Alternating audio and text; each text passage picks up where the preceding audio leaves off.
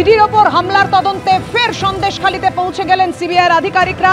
দুই অভিযুক্ত অর্থাৎ সুকুমার সর্দার ও মেহবুর মোল্লাকে সঙ্গে নিয়ে সরবেরিয়ায় যান সিবিআইয়ের আধিকারিকরা। চায়ের দোকানের মালিককে জিজ্ঞাসাবাদের পর বয়ান রেকর্ড করা হয়। তদন্তে ইতিমধ্যে সরবেরিয়াতে এসে পৌঁছেছে সিবিআই এর টিম।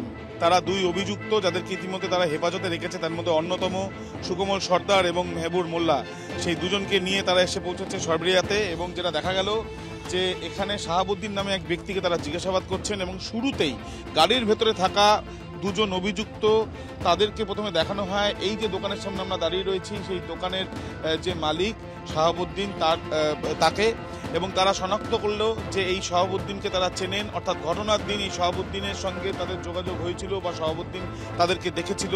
সেই বিষয়গুলো নির্দিষ্টভাবে জানার জন্যই এই যে দোকানের ভেতরে সিবিআই এর গোয়েন্দারা তারা জিজ্ঞাসাবাদ করছেন ওই দোকানদারকে এবং তার বয়ান রেকর্ড করা হচ্ছে। দুজনের ভূমিকা কি আদৌ ছিল এই ইডির ওপরে হামলার ঘটনায় সেটা নির্দিষ্টভাবে জানতে চান তদন্তকারীরা, এবং সেই জন্য ওই যে দুজনের বয়ান তারা কোথায় ছিলেন ওই দিন ঘটনায় 6:30 থেকে 7:30 পর্যন্ত সকালবেলা সেটা নির্দিষ্টভাবে জানার জন্য তাদের যে বক্তব্য ইতিমধ্যে নেওয়া হয়েছে সেই বক্তব্য অনুযায়ী যারা যারা তাদেরকে দেখেছে তাদের মধ্যে অন্যতম এই শাহাবুদ্দিন মনে করা হচ্ছে যে শাহাবুদ্দিনকে ইতিমধ্যে জিজ্ঞাসাবাদ করছে সিবিআই।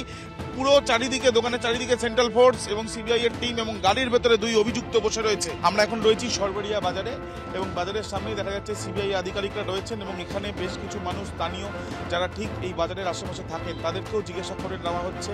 এমনকি সিআরপিএফ জওয়ানরা যারা এখানে উপস্থিত ছিলেন ঠিক 5ই জানুয়ারি তাদের মধ্যে একজন দুজন তাদের কাছ থেকেও কিন্তু তাদের বক্তব্য শুনলেন সিবিআই এর আধিকারিকেরা। কি ঘটনা ঘটেছিল, কতটা ভয়াবহ ছিল পরিস্থিতি, কারা কারা কতজন সংখ্যায় তারা এখানে উপস্থিত ছিল, যেটা ইডির তরফ থেকে বলা হচ্ছে। সিআরপিএফ কি বলছে, বাস্তবে সম্পূর্ণ ছবিটা কি, সেটা স্থানীয় বাসিন্দাদের বক্তব্য কি উঠে আসছে, এই সমস্ত বিষয় ভেরিফাই করার প্রক্রিয়া একদম সরাসরি দিব্যেন্দু সিংহ আমার ক্যামেরা পার্সন দেখাচ্ছে ছবি।